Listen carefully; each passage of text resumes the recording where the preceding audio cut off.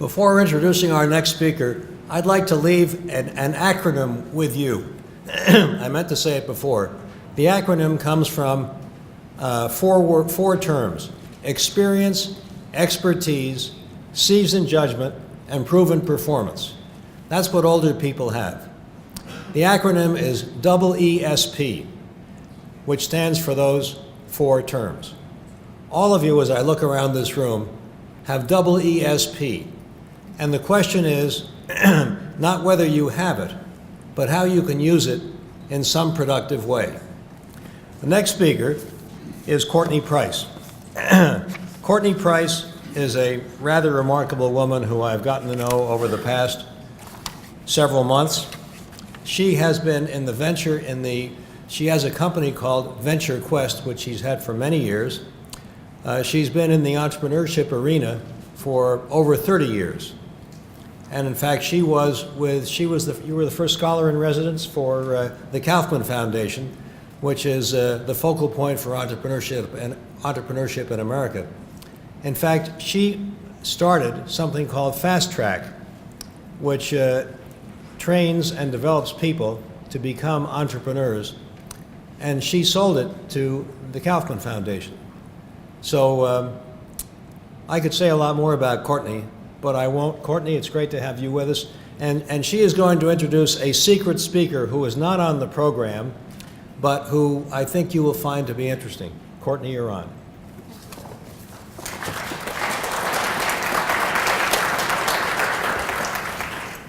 Good morning, everybody. It was so rejuvenating as I was standing in the parking garage waiting to get a ticket, seeing a big line of you in front of me, and it was cold. I mean, yesterday it was almost 60 degrees here, and we're all shivering, and I went, these are some dedicated entrepreneurs. So it's really a delight to be here and to see people that are here because you're interested and you care about this crazy entrepreneurial wave. How many of you have had an idea about starting a new business or taking a new product or service to the marketplace? Raise your hands. Okay. Now I know why you're here. It's not for the food. How many of you have struggled with how to be successful taking that idea to the marketplace? That's why, and Bill, when he introduced me, talked about Fast Track. That's why Fast Track was born. It was born because myself and a lot of my colleagues had made all the entrepreneurial mistakes you can think about. How many of you, when you went to college, were trained to take a job in corporate America?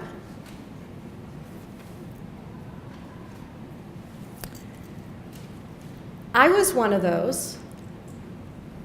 I didn't know about entrepreneurship. I always had ideas, but I was told that when I graduated, it was time to repay the sacrifices my parents had made to send me to college. And I had little jobs along the way, but then I was told that I needed to find a job in corporate America. Well, I did that and became very frustrated with all the rules and the regulations and not being able to suggest ideas and knowing that there were a lot of turf wars and it was who you knew and not how experienced and how bright you were. So I ran into something that was called whiteout. Anybody remember the little bottles of whiteout? Well, when I found rules and policies I didn't like, I just used to white them out. One of my managers said to me, Courtney, maybe the corporate life is not for you.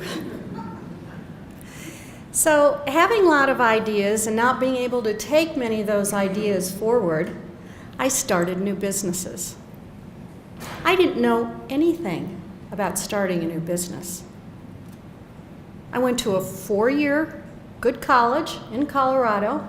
I was a business major. Nobody told me about cash flow. Nobody told me about cash flow and its importance. So as I got involved with fellow colleagues starting all these new businesses, I ran into the School of Hard Knocks. How many are graduates of the School of Hard Knocks? Yeah, you try something, you find out it's wrong, you hit your head, and you find out you have a hard head and you get a bump. So that's how Fast Track was started, by a group of entrepreneurs that had tried to start a lot of new ventures and had failed. And you know, if you ever get a group of entrepreneurs together, what do they talk about? Not their successes. They talk about their challenges and their failures, and they learn fast. So it was spending time with colleagues like that and learning about all of our failures and saying, why don't we put together a course, a business development course, for people that want to learn about entrepreneurship, but not from textbooks, from experience. And so finally I had enough of my corporate experience that I took the plunge and became a full-time entrepreneur, and still made a lot of mistakes, but had a lot of learnings from that. You've heard this morning from Bill and from Jody that the statistics show that the opportunities for entrepreneurship right now for those that are 50 and older have never been greater. You have the time, you either have the financial freedom or you have the financial insecurity. You can find very viable and rewarding experience through entrepreneurship. And I won't sugarcoat it. I mean, it's like a roller coaster ride. You've got your highs and you've got your lows, and you've got to be prepared for it. But when you have a team of other people that are kind of dedicated and excited about what you're doing, and that can be family members, it can be colleagues, you ride that wave together. And one of the key things that I think Bill mentioned was how all of us want to remain productively engaged. And Bill's had many experiences in his career, and with my consulting company, I mean, we work with small businesses, we work with big businesses. If you can believe it, we're trying to make big businesses more entrepreneurial by creating innovation management systems to help them recognize ideas that people in the organization have, vet them fast, kill the bad ones early, and look at new ways for them to grow. So as I said, my background started, going to college, working for corporate America, but starting those businesses and learning from the School of Hard Knocks was one of the best learning experiences I ever had. And it really led to the creation of Fast Track. So Fast Track was born as a business development program, and it was first launched at the University of Southern California. They were one of the few schools in the country at that time, outside of Babson, that had an entrepreneurship program that they were just starting. So I was on the ground floor. And they noticed that there were all kinds of businesses around the college that needed help. And if any of you have been to the USC campus, it's in the middle of Watts. So my friends and my colleagues at that time, two of them were running the entrepreneurship program at Southern California, and we came up with this idea of let's take all of our entrepreneurial experiences and put it together, a program that could help existing business owners that were struggling. And what did we do? But we invited a lot of colleagues, our colleagues around, and we sat around a whole weekend and made a list of every experience and failure that we had had and created that in the curriculum called Fast Track. We launched it at USC, and it was very similar to the experience that Bill has had here, in that he was hoping to maybe get 60 or maybe 100 people to come. And one time when I talked to him earlier in the week, he had 175 registered and another 50 on the waiting list. And that was our experience when we launched this first business development program, Fast Track, in California, is that people kept on registering and registering. And finally, we had to go on campus and rent the room that they used to hold the Academy Awards in, because we didn't have any more space. And the fire marshals came and visited us the night before. And they said, if you put one more person in this room, your limit is 900, we're going to cut it off. And 900 people showed up for learning about entrepreneurial opportunities. And when it was over, it was a one-day program, my colleagues and I looked at ourselves and said, you know, I think we found a niche in the marketplace. And that's how it was originally developed. So I ran into Kauffman in the early 1990s. We had several versions, pilots of the Fast Track program. And again, it was only aimed for people that had existing businesses at that time. And I brought it to Denver because here I was living in Colorado, flying back and forth to California all the time. And I said, you know, we ought to be able to do this in our own backyard. So I went to the Denver Chamber of Commerce and talked to them, and they launched the first Fast Track program in Colorado. And then from there, we got funding from the U.S. West Foundation to take it at that time, so see, I am showing my age, to take it to their 14 western states. And then I ran into Kauffman, and they gave us funding to bring it nationwide. Believe it or not, the first Fast Track program I did for seniors was in 1993. Allied Signal, if any of you are familiar with Kansas City, was going through a big layoff. And most of these people were 45 years and older. And so they gave them an option of getting some educational training that was a part of their benefit from working for Allied Signal. And they could go and be re-educated at college, at a technical certification, or they could take a Fast Track program for displaced workers.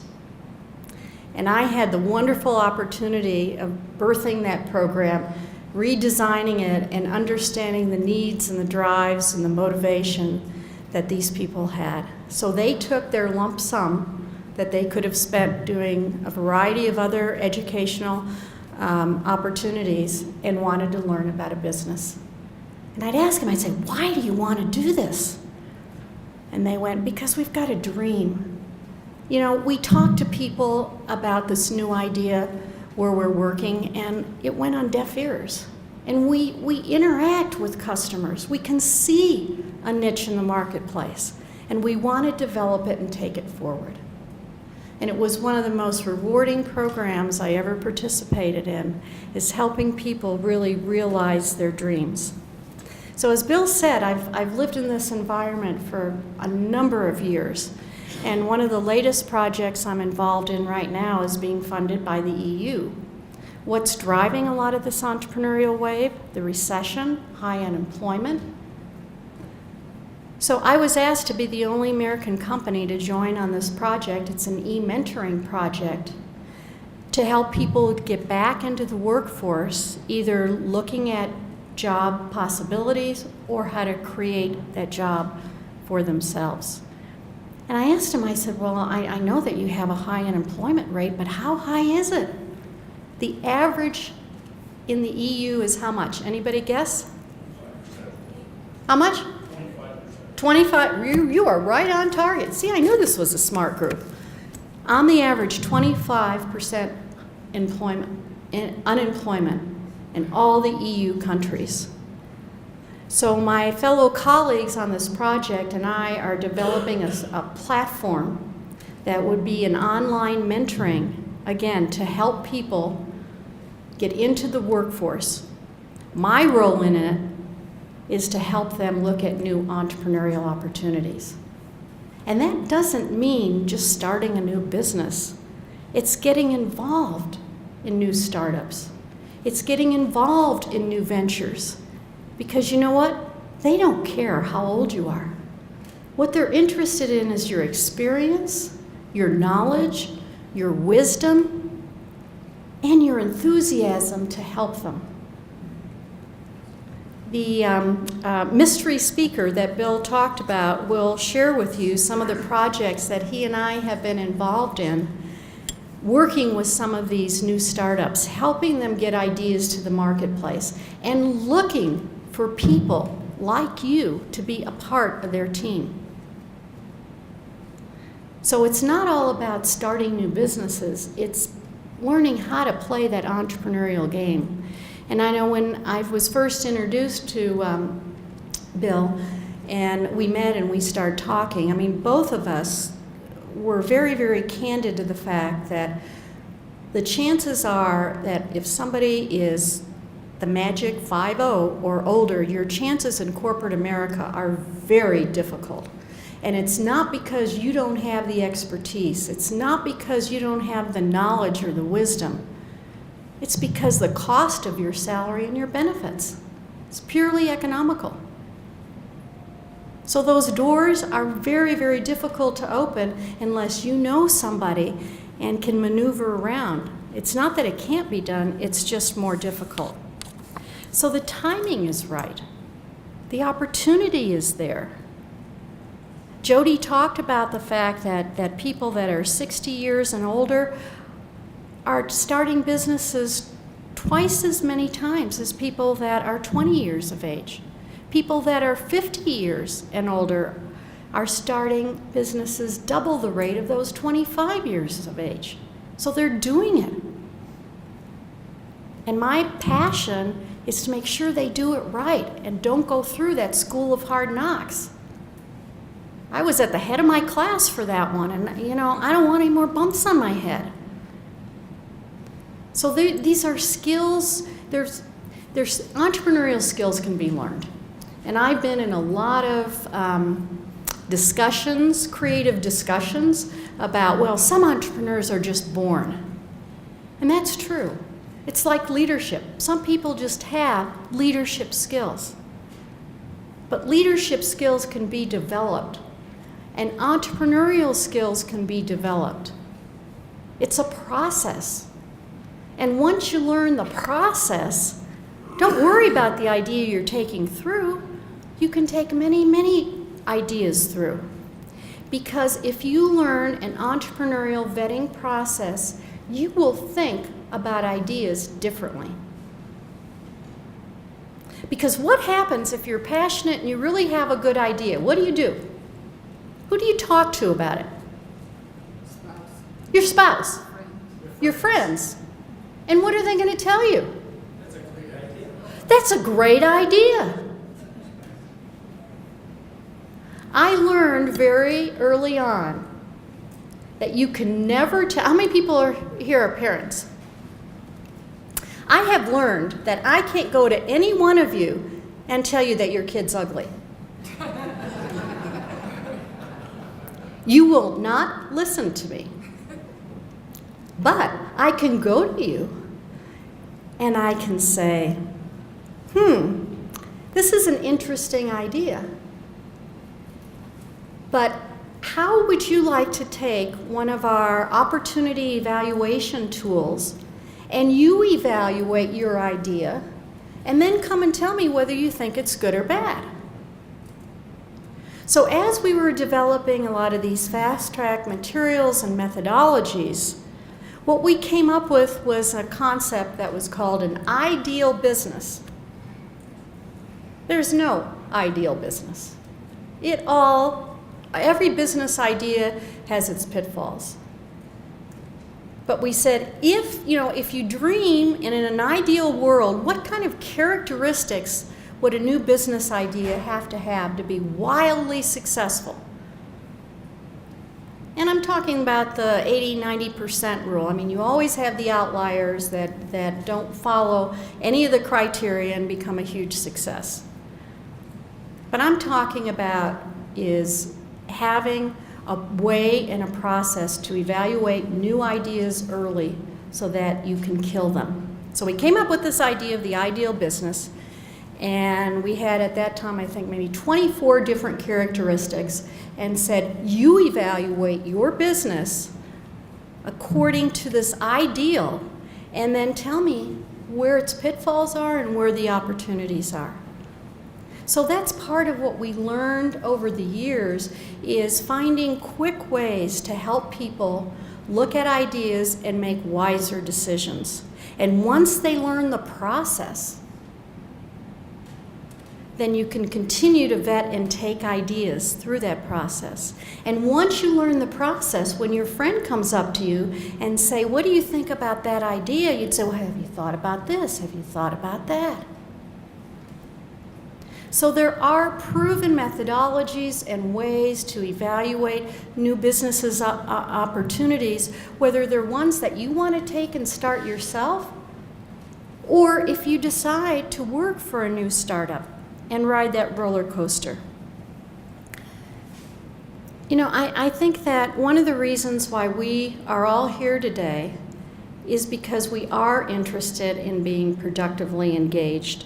But you know what? We don't act our chronological age. And we don't want to, as Bill said, sit on the sidelines. But let's do it smart. And let's make some good decisions about things that are going to make us happy. You know, one of the reasons that I think many of us that are 50 years and older are still riding that entrepreneurial wave and are open to looking at new business opportunities is we want to work independently. We want to have more control over our lives. We don't want to have to fill out a little slip and say, can I have the day before Thanksgiving and the day after Thanksgiving off? Because my grandkids are coming and I want to spend time with them. No. We want control over our lives. And we're in the best place to do it. I was for one of my latest meetings on this European project in Bulgaria in September, third world country. And let me tell you, there is no place greater in this world to pursue entrepreneurship than in America. From our high-tech Silicon Valley to the streets of Spring Valley, Illinois, where my grandfather and grandmother had a grocery store. The boomers are embracing new ideas and they are creating jobs. We all know the statistics. For example, like in the past 20 years, nearly all net job growth came from new ventures, and it will continue in the future. Today, the access and the cost to create a new company, the access to the markets, has never been greater, and it's very doable and less costly than it was when I was first embarking on my entrepreneurial career. The internet connection makes it all possible. So there's no reason why you can't take some of those dreams, some of those ideas, and not just have them sit on the shelf. Or if you get really motivated, go through the school of hard knocks. So I'm finding that baby boomers today are not only smart, but they're educated, they're embracing entrepreneurship, sometimes out of necessity, sometimes fueled by their dreams of fulfillment. You know, I've done X and X and X in my career, but now I want to do something more. I want to have that control over my life, and I want to realize my dreams, and I want to reinvent myself. When I was educated, I went to business school, but I did not necessarily have a technical background. And if you would have told me after I sold Fast Track to the Kauffman Foundation that I would be working at national federal laboratories with triple PhD scientists and engineers, having them vet their new technology, I tell you, you were smoking something. You know, we don't know what direction our career might take us. But why I had an opportunity to do that was because one of my colleagues sat on one of the boards of the National Federal Laboratories. And they were struggling trying to commercialize and license their technologies. And he said, you're taking a scientific approach of how cool the science is, and you aren't looking at, is there a market for it? Does it solve a problem? So I started working with my first national laboratory in the mid-1990s. And today we work with most of the top-tier federal laboratories, from Los Alamos to Lawrence Livermore to Oak Ridge to Argonne, working with people with technical ideas, trying to help them vet them to see if it has a commercial opportunity. So if you were to ask me, I'm even more passionate when I started on this career, that you have the best opportunity right now, at this time in our country, at your age, to ride that entrepreneurial wave, to reinvent yourself, to look at new possibilities. And you know, when you really think about it, many have been saying that the next prediction or the next surge in entrepreneurial opportunities is in healthcare.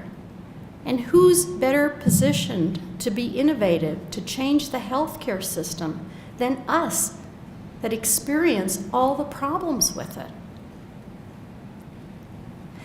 And with that, I'd like to introduce the next mystery guest speaker, and then we'll take time for questions and answers. And that's Dr. Arlen Myers. Arlen and I first worked together at Denver Health way back a long time ago. And if any of you remember the DRGs when they came into healthcare didn't know which end was up or down. And I try to reform the healthcare industry by suggesting that they look for new revenue streams under their own roof, that they look at underutilized assets as a new entrepreneurial opportunity. And Arlen and I are still working in healthcare today, trying to get them to recognize those opportunities. Arlen?